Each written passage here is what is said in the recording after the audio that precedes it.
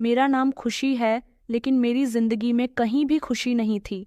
मुझे ऐसा लगता था जैसे हंसना, मुस्कुराना और खुशी जैसे शब्द मेरी जिंदगी से कहीं गायब हो गए हैं। अरे करम जली, कब तू हमारा पीछा छोड़ेगी? पता नहीं कब तेरी मनहूस सूरत हमसे दूर होगी। मेरी ताई जी ने नफरत से और चिल्लाकर कहा। मैं अपने आंसू साफ कर रही थी और मन ही मन में सोच रही थी कि क्या मेरे भाग्य में ही ये सब कुछ लिखा हुआ था? क्यों मेरे माता पिता मुझे छोड़कर चले गए? अगर वो लोग मुझे छोड़कर जाना ही चाहते थे तो फिर अपनी बेटी को किसी ऐसे इंसान के हवाले करके जाते जो उसका ख्याल रखता। इस घर में तो बचपन से ही मेरे साथ बहुत बुरा सुलूक होता आया था। मैं रोती थी और प्रार्थना करती थी कि मरने से पहले मेरे माता पिता मुझे अपने साथ क्यों नहीं ले गए। मैंने अपने पिता को तो नहीं देखा था, क्योंकि मेरे पिता मेरे जन्म से 2 महीने पहले मर गए। दरअसल मेरे मम्मी पापा एक दूसरे से बहुत प्यार करते थे। जब मेरे पापा और मम्मी की शादी हुई तो पापा को बड़ी बीमारी ने घेर लिया। पापा हमेशा बीमार रहते थे। मम्मी हमेशा उनके ठीक होने की प्रार्थना करती रहती थीं। पापा हमेशा यही कहते थे कि मैं इस दुनिया से चला जाऊंगा। मुझे ऐसा लगता है मैं ज्यादा समय तक नहीं बचूंगा। मगर मम्मी कहती थीं कि ऐसा मत कहा करो, मैं आपसे बहुत मोहब्बत करती हूँ। अगर तुम मुझे छोड़कर चले गए तो मेरे पेट में पल रहे बच्चे का क्या होगा? कौन इसकी परवरिश करेगा? पापा मम्मी से कहते थे कि तुम दूसरी शादी कर लेना। मम्मी कहती थीं कि ऐसा करने के लिए तो मैंने आपसे मोहब्बत नहीं की थी, और आप तो जानते हो कि हमारी शादी कितनी मुश्किलों से हुई है। मेरे मम्मी पापा की शादी के लिए न तो मेरे नाना नानी राजी थे और ना ही मेरे दादाजी, लेकिन उन दोनों ने अपनी मोहब्बत की जंग आखिरी हद तक लड़ी और फिर दोनों ने अपने घर वालों को मनाकर इज्जत के साथ शादी की थी। मगर ये बात कौन जानता था कि उन दोनों की खुशियों को किसी की नज़र लग जाएगी और वो दोनों जल्द ही एक दूसरे से अलग हो जाएंगे। शायद मेरे माता पिता के साथ साथ मेरा नसीब भी खराब था, क्योंकि मेरे जन्म से 2 महीने पहले पापा की मौत हो गई। जिस पर मम्मी बहुत फूट फूट कर रोई थीं। उन्होंने पापा से वादा किया था कि वो उनके साथ कभी बेवफाई नहीं करेंगी। हालांकि पापा कहते थे कि तुम मेरे जाने के बाद दूसरी शादी कर लेना और हमारे बच्चे की परवरिश करना, लेकिन मम्मी ने कहा था कि मैं ऐसा नहीं कर सकूंगी। ऐसा करने की मुझ में हिम्मत नहीं है। अगर आप मुझे छोड़कर चले गए तो मैं भी आपके पीछे पीछे आ जाऊंगी। मैं इस दुनिया में अकेले नहीं रह सकती। उन दोनों की मोहब्बत के बीच में पिस कर रह गई थी। मैंने जन्म लिया तो मेरी डिलीवरी के समय मेरी माँ की भी मौत हो गई थी। हमारा अगर कोई रिश्तेदार था तो वो थे मेरे ताऊ जी। मेरे माता पिता दोनों मर गए तो लोगों ने कहा कि इस बच्ची की जिम्मेदारी अब आपको लेनी होगी, क्योंकि आप ही इसके इकलौते रिश्तेदार हो। बस फिर तब से ही मैंने आंख खोली तो खुद को अपने आप से सबसे ज्यादा नफरत करने वाली ताई जी की गोद में खोली थी।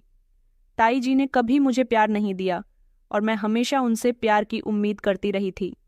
ताऊ जी तो कुछ कहते ही नहीं थे। इस घर में हर किसी की जुबान पर सिर्फ एक ही लाइन होती थी कि तू मनहूस है। पैदा होने से पहले ही अपने माता पिता को खा गई।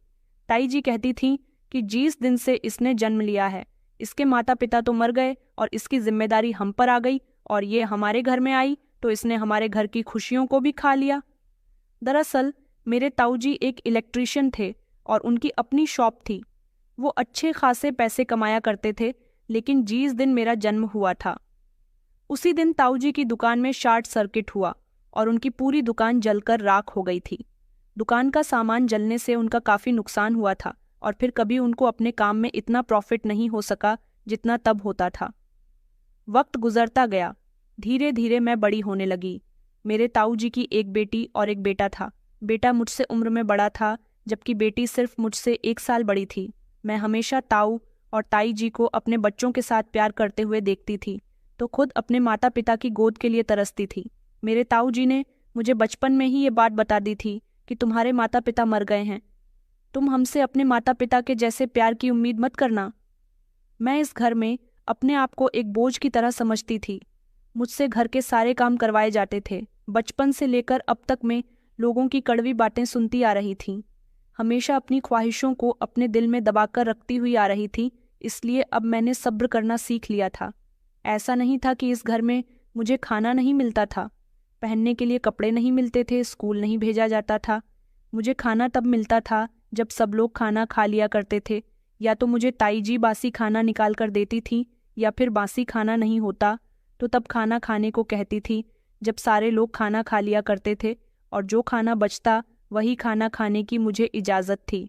कपड़े भी पहनने को दिए जाते थे, नए नहीं बल्कि पुराने। मेरे ताऊ जी की बेटी अवनी के उसके जितने भी कपड़े पुराने हो जाते थे, वो सारे ही कपड़े ताई जी मुझे दे दिया करती थी और कहती थी, ले जाकर इसे अपनी अलमारी में रख दो, जब मन करे पहन लेना। और स्कूल भी भेजा जाता था, लेकिन प्राइवेट स्कूल में नहीं बल्कि किसी सरकारी स्कूल में, जहाँ पर मेरे ताऊ जी को ज़्यादा फीस ना देनी पड़े। मेरी खुशियों की इस घर में किसी को कोई परवाह नहीं थी, हर कोई अपने बारे में सोचता था। इतना भी ये सब कुछ जो मेरे साथ होता था वो सिर्फ लोगों को दिखाने के लिए किया जाता था, ताकि कोई मेरे ताऊजी और ताईजी को ये ना कह सके कि उनसे इस लड़की की परवरिश नहीं की जा रही। मेरा अपने नाना नानी के घर जाने को बहुत मन करता था, लेकिन वहाँ से भी मुझे कोई बुलवाने के लिए नहीं आता था। जब मैं छोटी थी तब मेरे नाना नानी एक एक करके इस दुनिया से विदा हो गए थे। जब वो लोग जिंदा थे तब मैं कभी कभी अपने घर चली जाती थी, लेकिन जब मेरे मामा जी की शादियाँ हुईं तो मामियों को भी मेरा आना वहाँ पर पसंद नहीं हुआ, इसलिए वहाँ से भी मेरा आना जाना खत्म हो चुका था। मुझे अपनी बुरी किस्मत पर रोना आता था, मगर मैं अपने आप पर कंट्रोल कर लेती थी, क्योंकि मेरे आंसू देखने वाला इस दुनिया में कोई नहीं था।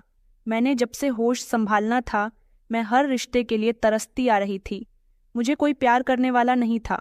सारी जिंदगी मेरे लिए किसी को प्यार करना और किसी से प्यार पाना सिर्फ हसरत बनकर रह गया था।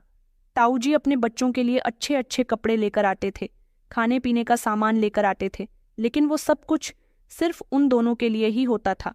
मैं तो हर चीज़ को तरसती हुई नज़रों से देखती रहती थी। शायद यही सब कुछ मेरा नसीब था और मैं अपने नसीब के लिखे पर राजी थी। शायद इन सब की नफरत ही मेरा भाग्य थी। एक दिन मैं सबके लिए किचन में नाश्ता बना रही थी कि तभी अपनी मुझे जोर से आवाज़ लगाने लगी। मैं सारे काम छोड़कर उसके कमरे की तरफ भागी। पता नहीं उसे क्या हो गया है जो इस तरह से गला फाड़कर चिल्ला रही है। इस घर में वैसे भी मुझे नौकर समझा जाता था, जिसका जैसे मन करता मेरे साथ बात कर लिया करता था। ताऊ जी का बेटा रोहन, उसकी आदत तो बहुत ही खराब थी। वो अपने सारे ही काम मुझसे करवाया करता था। वो कॉलेज जाता था, लेकिन अपने सारे असाइनमेंट मुझसे ही तैयार करवाया करता था। मैं जैसे ही अपने के कमरे में पहुंची, वो मुझसे चिल्लाकर कहने लगी कि मैंने तुमसे कहा था कि मेरे लिए नाश्ता तैयार कर देना, मुझे कॉलेज के लिए देर हो रही है, मगर तुम तो हमेशा अपनी मर्जी के मुताबिक ही काम करती हो। जाओ और जाकर जल्दी से मेरे लिए नाश्ता लेकर आओ। कॉलेज के लिए देर तो मुझे भी हो रही थी। मैं अपने हाथों की उंगलियों को मरोड़ते हुए कहने लगी कि सॉरी, वो मैं भूल गई थी। पहले ताऊ जी ने मुझे परांठे बनाने के लिए कहा था, उनके परांठे बनाने में बिजी हो गई थी तुम्हारे लिए। अभी 2 मिनट में लेकर आती हूँ। मैं फौरन ही किचन में भागकर आ गई थी। इतने में ही मुझे रोहन अपनी शर्ट हाथ में लेकर किचन की तरफ आया और कहने लगा कि खुशी, जल्दी से मेरी शर्ट पर प्रेस कर दो। मैंने कहा, लेकिन मैं अब भी अपनी के लिए नाश्ता बना रही हूँ। वो कहने लगा कि उसके सारे काम छोड़ दो, तुम्हें पता है ना कि वो देर से कॉलेज जाती है। सबसे पहले मैं जाता हूँ, इसलिए पहले मेरा काम करो। मैंने परांठे बनाए और मैं जल्दी से रोहन की शर्ट लेकर उसे प्रेस करने के लिए चली गई। थोड़ी देर गुजरी कि फिर से अपनी के चिल्लाने की आवाज़ आई, अरे कहाँ मर गई हो, नाश्ता लेकर आओगी या नहीं? मुझे तो लगता है कि आज मुझे भूखे पेटी कॉलेज जाना पड़ेगा। मैंने जल्दी जल्दी उल्टी सीधी रोहन की शर्ट पर प्रेस की और उसे उसकी शर्ट देने के बाद फौरन ही किचन में चली गई। फिर ताई जी किचन में आ गई और कहने लगी कि आज मुझे टाइम पर चाय मिलेंगे या नहीं। मैंने कहा, ताई जी बस 2 मिनट रुक जाइए, मैं अवनी को उसका नाश्ता दे दूं, उसके बाद आपको चाय दे दूंगी। मैंने जल्दी जल्दी परांठे बनाया और नाश्ता तैयार करके अवनी के कमरे में देने के लिए चली गई। अवनी तो आंख का गोला बनी बैठी थी। उसने चिल्लाते हुए कहा कि कहाँ रह गई थी, सुबह जल्दी उठा करो, तुम्हारी बहुत देर तक सोने की आदत हो गई है। अगर तुम सुबह जल्दी उठकर सारे काम देख लो ना, तो सारे काम जल्दी जल्दी हो जाए, तुम्हें तो आराम करने से ही फुर्सत नहीं मिलती। ये कहते हुए उसने अपने हाथ में पड़ी हुई किताब मेरे सर पर मारी थी। मुझे बुरा तो लगता था, लेकिन अब मुझे इस सब की आदत पड़ गई थी। मैं जल्दी से किचन में आई और मैंने ताई जी के लिए चूल्हे पर चाय चढ़ाई और उधर उनके कमरे में देने के लिए चली गई। ताई जी कहने लगी कि तुम तो बहुत ही ज़्यादा कामचोर हो गई हो, कोई भी काम टाइम पर नहीं करती, तुम्हारी वजह से मेरे बच्चे लेट हो जाते हैं। मैंने कहा, सॉरी ताई जी, कल से सारे काम टाइम से करूंगी। और फिर मैं जल्दी से अपने कमरे में वापस आ गई थी। अब लगभग सारे ही काम मैं कर चुकी थी, इसलिए मैंने घड़ी पर नज़र दौड़ाई तो 9 बजे ही वाले थे। मुझे राइट 9 बजे के टाइम पर अपने कॉलेज पहुंचना होता था, लेकिन अभी मुझे तैयार होना था और फिर रास्ते में भी कुछ समय लगता। नाश्ता तो मैंने भी नहीं किया था। हर रोज़ मुझे इन सारी दिक्कतों का सामना करना पड़ता था और फिर जब मैं जल्दी जल्दी हाँफती हुई कॉलेज पहुंचती थी तो वहाँ भी मुझे टीचर से डांट पड़ती थी। वो मुझे पूरी क्लास के सामने डांटा करती थी तो सबके सामने मुझे बहुत शर्मिंदगी उठानी पड़ती थी और फिर कॉलेज से वापस आकर मुझे सबके लिए खाना बनाना पड़ता था। फिर वही सारे काम जिनसे मैं थक तो जाती थी, मगर मुझे कोई आराम करने नहीं देता था और चाह कर भी आराम नहीं कर सकती थी। इस घर के हर काम का बोझ मेरे कंधों पर डाल दिया गया था। इसके बावजूद भी मुझे बेइज्जती और नफरत के सिवा कुछ हासिल नहीं हुआ था। मैं अपने कमरे में जाकर हमेशा अपने मम्मी पापा को याद करके रोया करती थी। भले ही उनके साथ मैंने वक्त नहीं गुजारा था, उन्हें देखा नहीं था, लेकिन उनके कमरे में उनकी शादी की एल्बम थी, उनका सारा सामान था। मैं उनके फोटोज देख देख कर रोया करती थी। मेरे माता पिता का प्यार मैं कभी नहीं देख सकी थी। हमेशा हालात से तंग आकर मैं ऊपर वाले से प्रार्थना करती थी कि मैं भी अपनी मम्मी पापा के साथ इस दुनिया से चली जाती। यहाँ मेरा कोई हमदर्द नहीं था। यहाँ तक कि मेरे ताऊ जी, जिनके मैं परिवार का खून थी, उन्हें भी मेरी कोई कदर नहीं थी। वो तो मुझसे इज्जत से बात भी नहीं करते थे। मेरी ताई जी हमेशा मुझसे कहती थीं कि तू हमारे घर में अपनी जगह कभी नहीं बना पाएगी। बस तेरा इंटर कंप्लीट हो जाए, उसके बाद तेरे लिए रिश्ता देखकर तुझे इस घर से निकाल दिया जाएगा। वैसे भी कई साल तक तूने हमारे घर में मुफ्त की रोटी खा ली है। तुझ जैसे बोझ को हम कई सालों से बर्दाश्त कर रहे हैं। ये सब सुनकर मुझे बहुत अफसोस होता था और मैं इन सब लोगों को हसरत भरी नज़रों से देखा करती थी कि ये लोग मेरी शादी करवाने के लिए इतने बेचैन हो रहे थे। आस पड़ोस के लोगों को मुझ पर बहुत तरस आता था, मगर फिर वही लोग मेरे ताऊ और ताई जी की भी तारीफ किया करते थे कि आपने एक बिन माँ बाप की बेटी का बहुत अच्छे से ख्याल रखा। घर के अंदर क्या होता था ये हर कोई नहीं जानता था। इन सब लोगों के साथ होते हुए भी कितनी अकेली हूँ। वक्त बहुत तेज़ी के साथ गुजरता जा रहा था और मेरा इंटर भी कंप्लीट हो गया था। भले ही मैं सरकारी स्कूल में पढ़ी थी, लेकिन मैं पढ़ाई में बहुत अच्छी थी। अवनी और रोहन से भी ज़्यादा अवनी की पढ़ाई तो कंप्लीट हो चुकी थी, क्योंकि उसने इंटर मुझसे पहले ही कंप्लीट कर लिया था और रोहन अभी पढ़ाई कर रहा था। ताई जी चाहती थी कि सबसे पहले मेरी शादी हो जाए और मैं उनके घर से निकल जाऊं। उसके बाद ही वो अपनी बेटी अपनी की शादी धूमधाम से करेंगी। इस पर ताऊ जी भी उनको समझाया करते थे कि अगर तुमने पहले खुशी की शादी कर दी तो अवनी की शादी पर घर के कामकाज कौन करेगा। तुमसे वैसे भी इस उम्र में कोई काम नहीं होता। तुम मुझसे नौकरानी रखने को कहोगी। मैं नौकरानी अफोर्ड नहीं कर पाऊंगा, इसलिए कहता हूँ कि अवनी की शादी से पहले खुशी की शादी के बारे में मत सोचना। ताई जी को अच्छी तरह से ताऊ जी की बात समझ आ गई थी, इसलिए अब ये लोग चाहते थे कि जल्द से जल्द अवनी का रिश्ता लग जाए। लेकिन मैं अवनी से ज़्यादा अच्छी थी, इसलिए 2-3 बार उसके रिश्ते आ चुके थे। ताई जी मुझे किसी न किसी काम से मेहमानों के सामने बुला लिया करती थीं और इस तरह मैं मेहमानों के सामने चली जाती थी तो वो लोग पूछते थे कि ये कौन है। ताई जी उनको बता दिया करती थी कि ये मेरी देवरानी की बेटी है, इसके माता पिता मर गए, हमने ही इसकी परवरिश की है, बहुत अच्छी बच्ची है। उन्होंने 1-2 बार मेरी उन लोगों के सामने तारीफ क्या कर दी कि उन्होंने उनकी बेटी को रिजेक्ट करके मुझे ही पसंद कर लिया था, और इस पर ताई जी और अपनी बहुत भड़कती थी और फिर वो अपना गुस्सा मुझसे निकाला करती थी। कभी मुझे डांट पड़ती तो कभी अपने के हाथ में जो भी चीज़ होती वो उसी को फेंक कर मुझ पर मार दिया करती थी। जब जब घर में मेहमान आते थे अवनी को देखने के लिए, तब तब हमारे घर में बहुत हंगामा होता था। मैं हर बार ताई जी से कहती थी कि आप मुझे उन लोगों के सामने मत बुलाया करो, मगर ताई जी से तो कोई काम होता ही नहीं था। उनसे तो इतना भी नहीं होता था कि वो मेहमानों के सामने खुद ही नाश्ता लेकर चली जाएं। मैं उनकी इन हरकतों से बहुत तंग आ चुकी थी। हर दिन कोई ना कोई नया हंगामा लगा रहता था। ताई जी चाहती थी कि उनकी बेटी की शादी अमीर घर में हो, इसलिए उनकी बेटी के लिए अमीर घर के और पढ़े लिखे लड़कों के ही रिश्ते आया करते थे। अब जबकि वो लोग मुझे पसंद कर लिया करते थे और अपनी को रिजेक्ट कर देते थे, इसमें मेरी कोई गलती नहीं थी, लेकिन ऐसा सब कुछ होने के बाद तो ताई जी ने फैसला कर लिया था कि वो कभी भी मुझे भरे बुरे परिवार में विदा नहीं करेंगी। उनका कहना था कि मैं खुशी की शादी किसी ऐसे घर में करूंगी जहां पर वो कभी खुश नहीं रह सकेगी। ये मेरी बेटी की खुशियों की हकदार बनना चाहती है।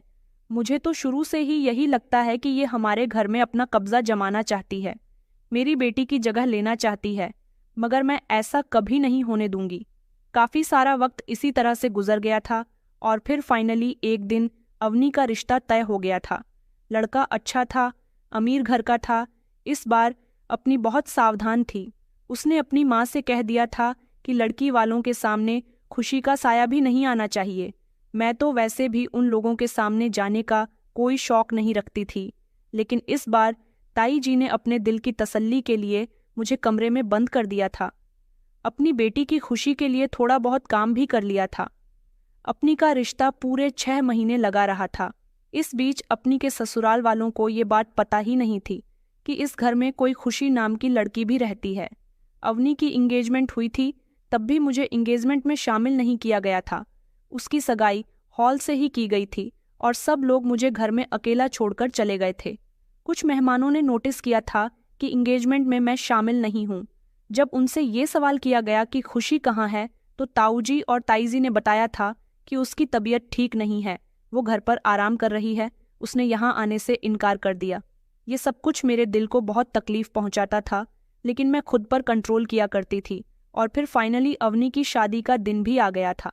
अवनी की शादी थी, लेकिन मुझे किसी तरह की कोई खुशी नहीं हो रही थी, क्योंकि मैं घर के सारे काम करने में इतनी बिजी थी कि कब घर में क्या हो रहा था मुझे कुछ पता ही नहीं चला।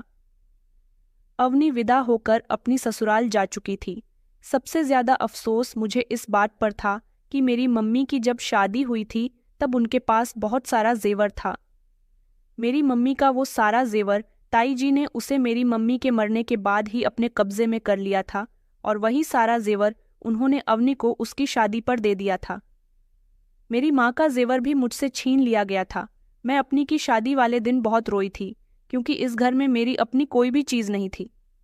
अब हमारे आस पड़ोसी ताई जी से कहते थे कि अपनी की शादी तो हो गई है, अब आप लोग खुशी की शादी कब कर रहे हो। ताई जी कहती थी कि हम उसके लिए रिश्ता देख रहे हैं, बहुत जल्दी उसकी भी शादी कर देंगे। हालांकि मोहल्ले से भी मेरे काफ़ी अच्छे अच्छे रिश्ते आ चुके थे, मगर ताई जी की जिद थी कि वो मेरी शादी किसी अच्छे घर में नहीं होने देगी। इसीलिए मेरा रिश्ता जहाँ से भी आता वो उसे एक्सेप्ट करती ही नहीं थी।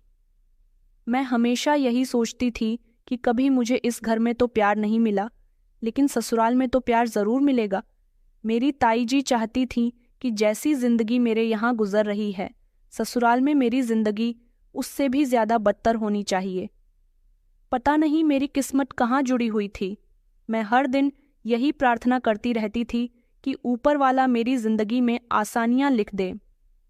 फिर एक वक्त ऐसा आया जब मेरे लिए एक रिश्ता आया था, लेकिन इस रिश्ते के लिए ताऊ जी ने फौरन ही हाँ कर दी थी। मेरा रिश्ता कहाँ से तय हुआ था ये मैं नहीं जानती थी। बस मुझे तो ताई जी ने कहा था कि अपना मुंह मीठा कर लो, तुम्हारा रिश्ता पक्का हो गया, जल्द ही तुम इस घर से निकलने वाली हो। अगले हफ्ते तुम्हारी शादी है। ये सुनकर तो मैं दंग रह गई थी कि मेरी शादी, वो भी इतनी जल्दबाजी में आकर मेरी शादी किसके साथ की जा रही है। ये सब कुछ मुझे नहीं पता था, लेकिन मैं बहुत रो रही थी कि ये लोग मुझे बोझ क्यों समझते हैं। मैं तो कभी पहनने के लिए या खाने के लिए या फिर अपनी कोई ख्वाहिश पूरी करने के लिए कभी इन लोगों से कुछ नहीं मांगा था। तो फिर ये लोग हमेशा मुझे इस घर के लिए मुसीबत क्यों कहते थे। फिर मुझे पता चला कि मेरा रिश्ता जिस इंसान के साथ तय कर दिया गया है, वे एक मामूली नौकर है जो लोगों के घरों में झाड़ू बर्तन करता है। ये सब सुनकर तो मेरी आंखों में आंसू आ गए थे। अवनी की शादी जिस तरह धूमधाम से और भरे पूरे परिवार में हुई थी, मैं भी ऐसे ही शादी के सपने देखा करती थी, मगर मैं ये नहीं जानती थी कि मेरे सारे सपने अधूरे रह जाएंगे। मैंने अपने आंसू पोंछ लिए और सोचा कि मुझे एक बार ताऊ जी और ताई जी से बात करनी चाहिए कि वो मेरी शादी ऐसे इंसान के साथ न करे। जब मैंने उनसे इस बारे में बात की तो उन्होंने मुझ पर चिल्लाना शुरू कर दिया कि तुम्हारी हिम्मत कैसी हुई, हमसे अपने रिश्ते के बारे में पूछताछ करने की। लड़कियां इस तरह की हरकतें नहीं करती, या फिर तुम किसी और को पसंद करती हो। मैंने ताई जी से कहा कि नहीं ताई जी, ऐसा कुछ भी नहीं है। मैं किसी को पसंद नहीं करती। मैं तो बस चाहती हूँ कि आप मेरी शादी किसी नौकर से ना करें। ताई जी कहने लगी, तो फिर किसी भिखारी से करवा देती हूँ। बताओ, तैयार हो भिखारी से शादी करने के लिए? ये कहकर ताई जी और रोहन जोर जोर से हंस रहे थे। ताऊ जी ने कहा कि देखो बेटा, तुम्हारा रिश्ता तय हो चुका है, अब हम लोग कुछ नहीं कर सकते, तुम यहाँ से जा सकती हो। मैंने इन लोगों से बहुत रिक्वेस्ट की कि प्लीज़ मेरे साथ ऐसा ना करें, मगर मेरी रिक्वेस्ट किसी काम नहीं आई थी। मैं ऊपर वाले से प्रार्थना करने के अलावा कुछ नहीं कर सकती थी। मेरे आंसू हर गुजरते दिन के साथ बह रहे थे और मैं ऊपर वाले से अपनी आने वाली जिंदगी में खुशियों की प्रार्थना कर रही थी। मेरे सब्र की हद अब खत्म हो चुकी थी। मैं भी चाहती थी कि मेरी किस्मत में कोई ऐसा हो जिसके होने से मुझे इज्जत मिले, सम्मान मिले, जो मुझे इस घर में कभी नहीं मिल सका। मैं चाहकर भी अपने लिए आवाज़ नहीं उठा सकती थी, क्योंकि मैं जानती थी कि अगर मैंने आवाज़ उठाई भी तो मेरी आवाज़ को ये लोग दबा देंगे। एक दिन अवनी अपने पति के साथ हमारे घर आई थी। उसका इतना ज़्यादा अच्छा पहनावा देखकर मेरे दिल में भी हसरत जाग गई कि मैं भी शादी के बाद ऐसे ही बंद संवर कर रहूं। मगर ये एक ऐसा सपना था जो कभी पूरा नहीं हो सकता था। मैं ठंडी आह भरकर रह गई थी, क्योंकि मेरी किस्मत ऐसी कहाँ थी कि मैं भी किसी ऊंचे परिवार की बहू बनती। मेरी शादी जबरदस्त दस्ती एक मामूली सी नौकर के साथ करवाई जा रही थी। इस शादी में मेरी कोई मर्जी नहीं थी। वैसे भी इस घर में जो कुछ भी होता था उसमें मेरी मर्जी होती ही नहीं थी। अब सब कुछ हार कर मैंने ये सब कुछ अपनी किस्मत पर छोड़ दिया था। मेरे दिल में कड़वाहट और बेबसी का तूफान था, और इसी तूफान का हिस्सा एक अकेली मैं थी, क्योंकि मेरे रोने और हंसने से इस घर में किसी को कोई मतलब नहीं होता था। और फिर वो दिन भी आ गया था जब ज़बरदस्ती मुझे दुल्हन बना दिया गया था। हर लड़की के लिए उसकी शादी का दिन बहुत स्पेशल होता है, लेकिन मेरी शादी का दिन मुझे बहुत तकलीफ दे रहा था, क्योंकि इस शादी से मैं खुश नहीं थी। ताऊजी और ताईजी ने मोहल्ले के लोगों को बताया था कि इस गरीब लड़के से खुशी की शादी इसलिए करवा रहे हैं क्योंकि इसमें उसी की खुशी है। वो भी यही चाहती है कि उसकी शादी इस लड़के के साथ हो। आखिरकार हमने तो उसकी परवरिश बहुत अच्छी की थी, मगर उसने इस लड़के को पसंद किया। अब हम क्या कर सकते हैं? एक तो ये लोग ज़बरदस्ती मेरी शादी उस नौकर के साथ करवा रहे थे, और इस पर बदनाम भी मुझे ही कर रहे थे। मैंने ये सब सुनकर अपनी मुट्ठी बंद कर ली थी और सोचा था कि ऊपर वाला मुझे सब्र दे, क्योंकि ये लोग मेरे अपने हैं। इन्होंने सारी जिंदगी मुझे अपने घर में जगह दी, मुझे अपने साए में रखा। बस मेरे लिए यही बहुत है। मैं लोगों से किसी तरह के बदले की उम्मीद नहीं रखती। बस मुझे अपनी आने वाली जिंदगी की फिक्र थी। मेरी शादी में किसी तरह की कोई सजावट नहीं थी। बस कुछ मामूली से लोगों को बुलाकर मेरी शादी कर दी गई थी। मैं बेरहम लोगों के चंगुल से निकलकर एक आम से घर में आ गई थी। उस दिन मेरा दिल खून के आंसू रो रहा था। शादी की रात मेरे पति कमरे में आए। मैं नजरें झुकाकर उस पुराने से कमरे में बैठी हुई थी।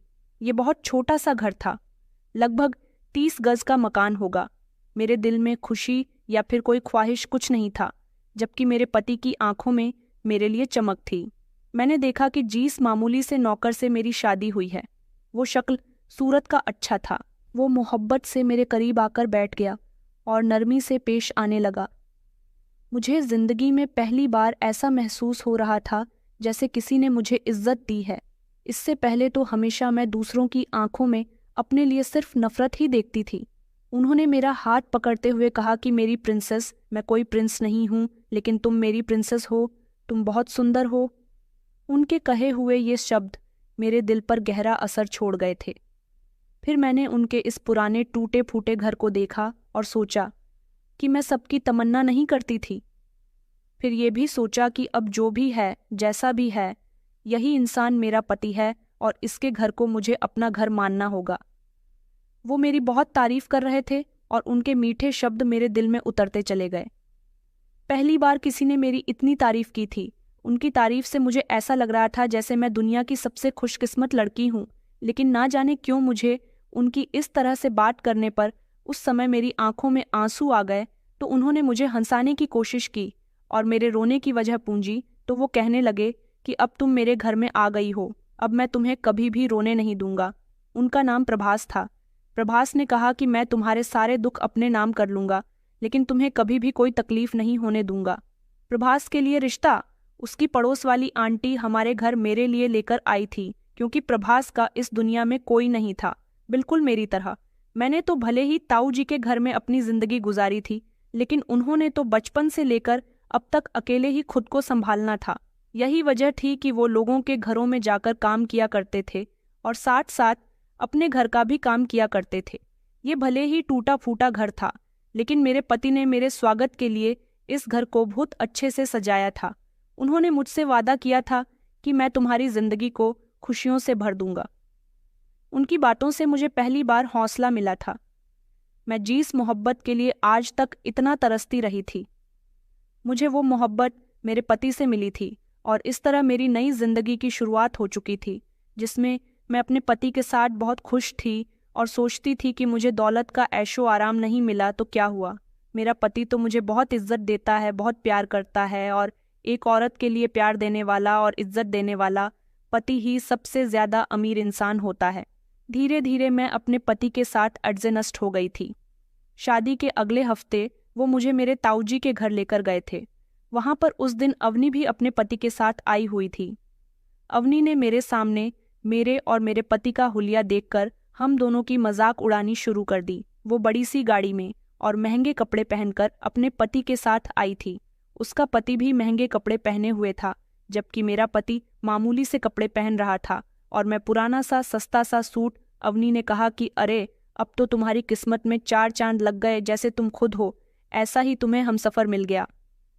ये कहकर वो जोर जोर से हंस रही थी, जबकि उसके साथ साथ घर के सभी लोग भी हंस रहे थे। मुझे इस बात पर गुस्सा आया। मैं अपनी बेइज्जती तो कई सालों से इन लोगों के मुंह से बर्दाश्त करती आ रही थी, लेकिन मैं अपने पति की बेइज्जती बर्दाश्त नहीं कर सकती थी। प्रभास सबके सामने शर्मिंदा हो रहे थे और नज़र झुकाकर बैठे हुए थे। मैंने उनका हाथ पकड़ा और मैं उन्हें अपने साथ घर ले आई थी। उन्होंने कहा कि तुम्हें वहाँ कुछ देर और रुकना चाहिए था, वो तुम्हारा घर है। मैंने सोचा तुम्हें वहाँ सबकी याद आ रही होगी, इसलिए तुम्हें ले गया था। मैंने कहा मैं अब वहाँ कभी नहीं जाऊंगी। उन लोगों ने आपकी बेइज्जती की है, मुझे भी उन्होंने हमेशा तंग किया, लेकिन अब मैं आपकी बेइज्जती बर्दाश्त नहीं कर सकती थी। प्रभास ने मुस्कुराकर जवाब दिया कि हमारी जिंदगी में यही सब कुछ लिखा हुआ है। जिस तरह से तुम्हें ये सब कुछ सब्र करना आता है, इसी तरह से मुझे भी आता है। हम दोनों की जिंदगी लगभग एक जैसी ही थी। उन्होंने मुझसे कहा था कि मैं जानता हूँ कि तुम वहाँ खुश नहीं थी, लेकिन मैं यहाँ तुम्हें हर तरह से खुश रखने की कोशिश करूँगा, क्योंकि पूरी दुनिया में मेरा तुमसे गहरा रिश्ता किसी से नहीं है। मैंने सोच लिया था कि अब मैं कभी उस घर में वापस नहीं जाऊंगी। मुझे अच्छी तरह से याद है, विदाई से पहले ताई जी ने मुझसे कहा था कि हम तुम्हें यहाँ से दफा कर रहे हैं। शादी होने के बाद दोबारा से हमारे घर आकर मत पड़ जाना, बड़ी मुश्किल से और इतने सालों के बाद तुमसे छुटकारा पाने जा रहे हैं। तभी मैंने फैसला कर लिया था कि मुझे मेरी ससुराल में अगर दुख भी मिला तो मैं कभी इन लोगों के पास पलटकर वापस नहीं आऊंगी। जैसे यहाँ सब कुछ खामोशी से बर्दाश्त करती थी, उसी तरह से ससुराल में भी करूंगी। लेकिन मुझे मेरा पति बहुत अच्छा मिल गया। मैं अपने आप को दुनिया की सबसे खुशकिस्मत लड़की समझती थी। अब मुझे किसी की कोई ज़रूरत नहीं थी। मेरे पति के अलावा और मेरे अलावा इस घर में कोई दूसरा नहीं रहता था। उनका ये टूटा फूटा घर उनकी स्थिति को अच्छी तरह से जाहिर करता था। ये घर भले ही छोटा था, टूटा फूटा था, लेकिन मैं यहाँ की मालकिन थी। मैंने अपने पति से कहा कि हमें इस घर की कंडीशन ठीक करनी चाहिए। मेरे पति ने मुस्कुराकर जवाब दिया कि मेरी प्रिंसेस, अब तुम आ गई हो ना, ये घर तुम्हारा है। तुम इस घर को जैसे चाहो वैसे सजाओ इस घर में, और इस घर की एक एक चीज पर अब तुम्हारा राज है। मैं अपने पति की इतनी खुशहाल बातों पर बहुत खुश होती थी। मेरे पति अमीर अमीर लोगों के यहाँ काम करने के लिए जाते थे, जहाँ से उन्हें इतने पैसे तो मिल ही जाते थे कि हम दोनों का गुजारा इज्जत और सुकून से हो रहा था। मेरे पति मुझसे कहते थे कि खुशी, कभी कभी मुझे बहुत शर्मिंदगी महसूस होती है कि तुम्हारे ताऊजी का घर तो बहुत बड़ा है, मगर ये घर बहुत खराब है। मैंने उनसे कहा कि आपको शर्मिंदा होने की ज़रूरत नहीं है।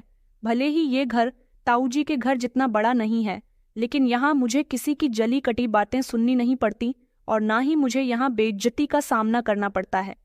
मेरे पति कहते थे कि तुम दुनिया की सारी लड़कियों में से सबसे अलग हो, तुम बहुत भोली हो, बहुत सिंपल हो, बहुत मासूम हो। तुम्हारी मासूमियत ने मेरा दिल छू लिया। इतनी तारीफ करके मुझे खाना मिलेगा या नहीं?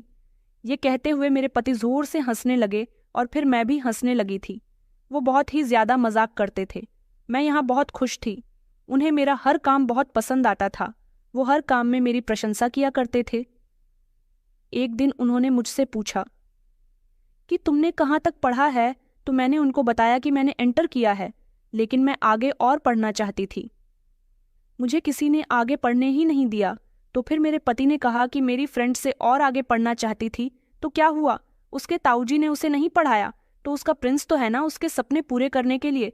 मैं तुम्हें आगे पढ़ाऊंगा। बताओ तुम क्या बनना चाहती हो? मुझसे तुम्हारे लिए जो हो सकेगा मैं वो सब कुछ करने के लिए तैयार हूँ। शर्त यह है कि तुम कभी मुझे छोड़कर मत जाना। मैं हमेशा तुम्हारा बन के रहना चाहता हूँ। उन्होंने मेरे दोनों हाथ थाम लिए और कहने लगे कि देखो खुशी, मैं सारी जिंदगी बहुत अकेला रहा हूँ। बिना किसी रिश्ते के मैंने अपनी जिंदगी गुजारी है, और ये बात और मेरे जज्बा तुमसे बेहतर कोई नहीं जान सकता। इसलिए मेरी नज़र में तुम्हारे लिए जो अहमियत है वो मैं तुमसे शब्दों में बयान नहीं कर सकता। इसलिए मैं तुम्हारी हर छोटी से छोटी और बड़ी से बड़ी ख्वाहिश को पूरी करने के लिए हमेशा तैयार हूँ। उनकी बातें सुनकर मेरी आंखों में आंसू आ गए थे। मैंने सोचा कि क्या कोई इंसान मुझसे इतना भी प्यार कर सकता है, या फिर मैं कोई सपना देख रही हूँ। मेरे पति ने मेरा कॉलेज में एडमिशन करवा दिया था, उसी सरकारी कॉलेज में जहाँ मैं पहले पढ़ती थी। यहाँ की फीस और कॉलेजेस से कम थी, लेकिन मैं पढ़ाई में बहुत अच्छी थी। मैं गायनेकोलॉजिस्ट बनना चाहती थी, इसलिए मैंने MBBS की तैयारी शुरू कर दी। मेरे पति ने मुझे हिम्मत दिलाई और कहा कि तुम्हें अपने लिए कुछ ना कुछ तो करना होगा। तुम में अगर हिम्मत है, साहस है, तो तुम अपना सपना पूरा कर सकती हो, और मैं तुम्हारा इसमें साथ दूंगा। मेरे पति ने हमेशा मुझे यही समझाया कि तुम खुद को किसी से कम मत समझो। उन्होंने मेरा पूरा साथ दिया। मैं पढ़ाई भी करती थी, घर के काम भी करती थी, अपने पति का ख्याल भी रखती थी। मेरे पति मेरे लिए मजबूत सहारा बने, और फिर वक्त गुजरने के साथ साथ मैंने MBBS कंप्लीट करके पोस्ट ग्रेजुएट की डिग्री प्राप्त की। मेरे पति की अच्छाई का एक सबूत ये भी था कि उन्होंने मुझे पढ़ाने की खातिर मुझसे कहा कि हर पति पत्नी का सपना होता है कि उनकी शादी के कुछ समय के बाद ही संतान हो जाए, लेकिन मैं अपनी पत्नी का सपना पूरा करना चाहता हूँ। मैं अपनी पत्नी को जिम्मेदारियों में नहीं घेरना चाहता, इसलिए हम लोग बच्चे के बारे में बाद में सोचेंगे। पहले तुम अपना सपना पूरा करो। मेरी पढ़ाई में जितना भी पैसा खर्च हुआ सब मेरे पति ने खुशी खुशी किया, और उनके सपोर्ट से मैं इतनी काबिल हो गई कि मैं एक गायनेकोलॉजिस्ट बन गई थी। हमारा घर भले ही छोटा था, लेकिन मैंने अपने पति से कहा कि क्या हम अपने इस छोटे से घर में ही छोटा सा क्लिनिक खोल सकते हैं। मेरे पति ने कहा कि हाँ, क्यों नहीं। उसके बाद फिर मैंने एक अस्पताल में भी नौकरी करना शुरू कर दी थी। मुझे वहाँ से भी पैसे मिलने लगे, और मैं कुछ केसेस घर में भी निपटा दिया करती थी। मैं औरतों की हर बीमारी का इलाज किया करती थी। हालांकि मैं ज़्यादा पॉपुलर डॉक्टर तो नहीं थी, लेकिन हाँ इतनी काबिल थी कि हमारे मोहल्ले और आसपास के बहुत सारे पेशेंट मेरे पास आने लगे थे। मैं अस्पताल में भी नौकरी कर रही थी, और शाम को अपने घर में खोले क्लिनिक में भी बैठती थी। मेरा सपना पूरा हो जाने से धीरे धीरे हमारे घर के हालात सुधारने लगे, क्योंकि मैं इतना पैसा तो कमाने ही लगी थी कि मैंने अपने इस छोटे से घर को मरम्मत करवा के अच्छा बना दिया था, जो देखने में अब खराब नहीं लगता था।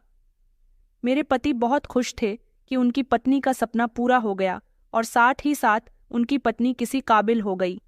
मगर मैं अपने पति से दूर नहीं रहना चाहती थी, क्योंकि अब मेरी जिंदगी बहुत बिजी हो गई थी। इस सब से मेरा काम में ज्यादा ध्यान बंट रहा था, और मैं अपने पति को कम समय दे पा रही थी। इसलिए मैंने सोचा कि मैं नौकरी छोड़ देती हूँ, और जो पेशेंट आएंगे उन्हें घर में ही देख लिया करूंगी। मैंने अपने पति को लोगों के यहाँ जाकर काम करवाना भी बंद करवा दिया था, और उनसे कहा था कि अब आप मेरे ही क्लिनिक में वार्ड बॉय की नौकरी करो। मेरे पति अब मेरे साथ साथ काम करते थे। हम दोनों पति पत्नी मिलकर अपना ये छोटा सा क्लिनिक चला रहे थे, और हमने अपने छोटे से क्लिनिक का नाम उम्मीद नर्सिंग होम रखा था। 7 साल कैसे गुजर गए कुछ पता ही नहीं चला। मेरी ताई जी को लगता था कि वो मेरी शादी किसी गरीब इंसान के साथ करवा देंगी, तो मैं वहाँ कभी खुश नहीं रह सकूंगी। लेकिन उन्हें ये नहीं पता था कि मैं तो अपने आप को सच में किसी प्रिंसेस से कम नहीं समझती थी, और ना ही इन 60 सालों में कभी मुझे उनमें से किसी की याद आई थी। वैसे भी जब इंसान की जिंदगी में अच्छे दिन शामिल हो जाते हैं तो वो बुरे दिनों को पूरी तरह से भूल जाता है। मेरे पास बहुत सारे केसेस आने लगे थे। मैं ज़्यादातर नॉर्मल डिलीवरी किया करती थी, और अगर ऑपरेशन का कोई केस होता तो अपने सीनियर से कीनेटैक्ट करके उनके साथ अपनी नर्सिंग होम में बच्चा डिलीवर किया करती थी। मेरा उम्मीद नर्सिंग होम शहर में काफ़ी चर्चा में था, क्योंकि मेरी काबिलियत के चर्चे पूरे शहर में हो गए थे। वो रात अभी भी मुझे याद है, जब रात के 8 बजे से बारिश पड़ रही थी। इतनी तेज़ बारिश पड़ रही थी कि शहर के कई इलाकों में जलभराव हो चुका था। जगह जगह रास्ते बंद हो गए थे।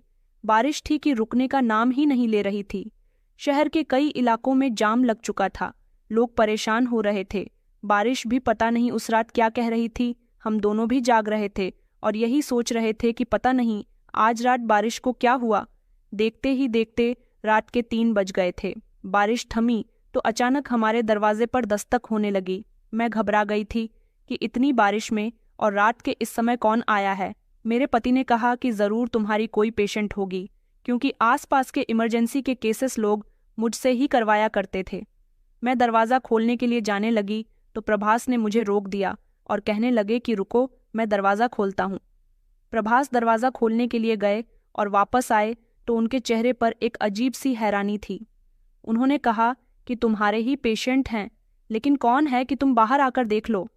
मैं फौरन ही कमरे से बाहर निकली और जैसे ही सामने की तरफ देखा तो ये देखकर मेरे पैरों तले से ज़मीन निकल गई कि एक औरत थी और उसकी बाहों में अवनी थी, जो दर्द से चिल्ला रही थी। इसका मतलब कि अवनी प्रेग्नेंट थी। उसको गोद में लेकर आने वाली औरत उसकी सांस थी और उसका पति बाहर वाली बैठक में बैठा हुआ था, क्योंकि हम लोग जायंट्स को घर के अंदर आने की परमिशन नहीं देते थे। उस औरत ने मेरे आगे हाथ जोड़े और कहा कि मैडम, शहर में जगह जगह जाम लगा हुआ है। मेरी बहू का केस खराब हो गया। जहां पर बहू एडमिट थी उस डॉक्टर ने उसकी डिलीवरी से इनकार कर दिया और कहा कि आप इसे कहीं और ले जाइए। अब आप ही बताइए कि मैं इतनी तेज़ बारिश में इसे कहाँ लेकर जाऊं। फिर मुझे कुछ लोगों ने आपके नर्सिंग होम के बारे में बताया तो मैं फ़ौरन ही इसे यहाँ लेकर आ गई। मैं अपनी को देखकर घबरा गई थी। मैंने अपनी का चेकअप किया तो मुझे पता चला कि अगर उसकी डिलीवरी जल्द से जल्द नहीं की गई तो उसके बच्चे की जान को खतरा हो सकता है और साथ ही माँ की भी जान को खतरा होगा। ये केस मेरे लिए बहुत ही खतरनाक था, क्योंकि ये बच्चा अपनी को शादी के पूरे 6 साल बाद हो रहा था और उसकी प्रेगनेंसी को काफ़ी टाइम हो चुका था। वो दर्द से चिल्ला रही थी, कभी होश में होती तो कभी बेहोश हो जाती। यहाँ तक कि ऐसी हालत में वो मुझे भी नहीं पहचान पाई थी। मैंने अपनी खास नर्स को फ़ोन किया, जो मेरे पास ही नौकरी कर रही थी। उसका घर मेरे घर के पास में ही था, क्योंकि जब भी हमारे पास कोई डिलीवरी का केस आता था मैं उसे फ़ौरन ही फ़ोन कर देती थी और वो टाइम पर पहुंच जाती थी। मुझे उसकी मदद की ज़रूरत थी। वो आ गई तो हमने अवनी को रूम में ले लिया था और उसके घर वालों को बता दिया था कि अवनी की जान को खतरा हो सकता है, लेकिन फिर भी उसको बचाने की पूरी कोशिश करूंगी। अवनी की सास ने फ़ोन करके ताई जी को भी सब कुछ बता दिया था। ताई जी को जब पता चला कि अवनी को पास के ही छोटे से नर्सिंग होम में लाया गया है तो वो कहने लगी कि कुछ भी करके मेरी बेटी की जान बच जानी चाहिए। उसकी सास ने मेरे आगे हाथ जोड़े और कहा कि हमें बच्ची और माँ दोनों स्वस्थ चाहिए। हम आपका ये एहसान कभी नहीं भूलेंगे। मैडम, इस समय अवनी मेरी कज़िन नहीं बल्कि मेरी पेशेंट थी और मैं अपने पेशेंट को और उसके बच्चे को बचाने में जी जान लगा दिया करती थी। अवनी के डिलीवरी केस मेरे लिए एक चैलेंज था जो मुझे जीतना था, और जब मैंने अपनी नर्स के साथ मिलकर उसकी डिलीवरी की तो परवाले की कृपा से काफ़ी मेहनत के बाद बच्चा और माँ दोनों की ही जान बच गई थी, और लगभग 2 घंटे की कोशिश के बाद उसका बच्चा हमने उसकी सास के हवाले कर दिया था। जब उसके पति को ये खबर पहुंची तो वो भी बहुत खुश हुआ था, और जब उसके पति की नज़र मुझ पर गई तो वो दंग रह गया था, क्योंकि आज मैं उसके सामने एक डॉक्टर के रूप में खड़ी हुई थी जिसने उसकी पत्नी और उसके बच्चे की जान बचाई थी। वो मुझे अच्छे से जानता था। अवनी बेहोश थी। बारिश रुक गई थी। दिन की रोशनी धीरे धीरे फैलने लगी थी। दिन निकलते ही फौरन ताई जी भी नर्सिंग होम पहुंची तो उनके हवाले भी अवनी का बेटा कर दिया गया। फिर अवनी के पति ने ताई जी को पूरी बात बताई कि ये डॉक्टर कोई और नहीं बल्कि खुशी है, वही खुशी जिसको आपने सारी जिंदगी ताने दिए, अपने घर से निकालने की कोशिश की, उसे बहुत बुरा समझा। आज उसने ही आपकी बेटी की जान बचाई है। रात के समय ताई जी के लिए अपने घर से यहाँ आना, वो भी बारिश के समय में पॉसिबल नहीं था, इसलिए उन्होंने सुबह के समय आना बेहतर समझा। मुझे मेरे घर में देखकर वो दंग रह गई थी। मैं उनसे कोई बात नहीं कर रही थी, मगर फिर वो खुद ही मेरे पास आई। उन्हें ये एहसास हो गया था कि आज मैं कितनी काबिल बन गई हूँ। उन्होंने तो कभी मुझे समझने की कोशिश ही नहीं की। उनका मानना था कि आज मेरी वजह से उनकी बेटी की जान बच गई, और ऐसे समय में मैंने उनकी बेटी की डिलीवरी की, क्योंकि उनकी बेटी का केस बहुत खराब हो चुका था। इस वजह से डॉक्टर तो उसे अपने हॉस्पिटल से वापस भेज चुकी थी, मगर मेरी मेहनत और लगन ने जच्चा और बच्चा दोनों को सही सलामत उनको दिया था। ताई जी ने मुझसे माफ़ी मांगी और कहा कि बेटा, मुझे माफ़ कर दो, आज तुम नहीं होती तो पता नहीं अवनी के साथ क्या हो जाता। वैसे कई सालों तक अवनी ने ससुराल वालों के ताने बर्दाश्त किए हैं। अगर उसका यही बच्चा सलामत नहीं होता तो शायद मेरी बेटी फिर से निसंतान रह जाती, या फिर वो इस दुनिया में ही ना होती। भले ही मैंने अपनी बेटी के लिए अमीर घर देखा था और तुम्हारे लिए गरीब से गरीब, मगर मुझे ये नहीं पता था कि इंसान दिल का अमीर होना चाहिए। मैं तो हमेशा यही सोचती थी कि ससुराल जाने के बाद तुम्हारे दिन और ज़्यादा ख़राब हो जाएंगे, मगर मुझे ये नहीं पता था कि तुम्हारा पति तुम्हें काबिल इंसान बना देगा। मुझे माफ़ कर दो बेटा, मैं सारी ज़िंदगी की गलतियों के लिए तुमसे माफ़ी मांगना चाहती हूँ। तुम चाहती तो अवनी और उसके बच्चे की जान नहीं बचाती, हमसे बदला ले सकती थी, लेकिन तुमने ऐसा नहीं किया। हमने तुम्हारे साथ जितना भी बुरा किया वो सब तुम्हारी आंखों के सामने था, तुमसे कभी छुपा हुआ नहीं था। फिर भी तुमने ऐसा क्यों किया? मैंने अपनी आंखों में आंसू भरकर कहा कि ताई जी, क्योंकि मैंने आपके हर जौन पर सब्र किया और कभी भी आपसे बदला लेने का नहीं सोचा, क्योंकि मैंने सारी जिंदगी आपको अपना समझा, मगर आप लोगों ने कभी मुझे मोहब्बत की नज़र से नहीं देखा। जो मोहब्बत मुझे आप सब लोगों से नहीं मिली, वो मोहब्बत और इज्जत मुझे अकेले मेरे पति ने दी। मेरी पढ़ाई दोबारा से शुरू करवाई और अपनी मेहनत की कमाई से मुझे डॉक्टर बनाया। आज मेरे पास मेरे पति के होते हुए सब कुछ है। ताई जी मेरे सामने हाथ जोड़कर रो रही थी और अपने किए की माफ़ी मांग रही थी। मैंने उनके दोनों हाथों को बकला और कहा कि ताई जी, मैंने आपको माफ़ कर दिया। ये कहकर मैं अपने पति के साथ काम में बिजी हो गई थी। अवनी को होश आया तो उसे भी सब कुछ बता दिया गया था। वो मुझसे बहुत खुश हुई थी और उसने भी मुझसे अपनी गलतियों की माफ़ी मांगी थी। ताऊ जी भी मेरे घर पर आ गए थे और उन्होंने भी मुझसे माफ़ी मांगी थी, लेकिन मुझे किसी की माफ़ी की ज़रूरत नहीं थी। ऊपर वाले ने मेरे दिन बदल दिए थे, यही मेरे लिए बहुत था। तो दोस्तों, उम्मीद करती हूँ आपको हमारी कहानी पसंद आई होगी। कहानी पसंद आई है तो वीडियो को लाइक और चैनल को सब्सक्राइब करें। धन्यवाद।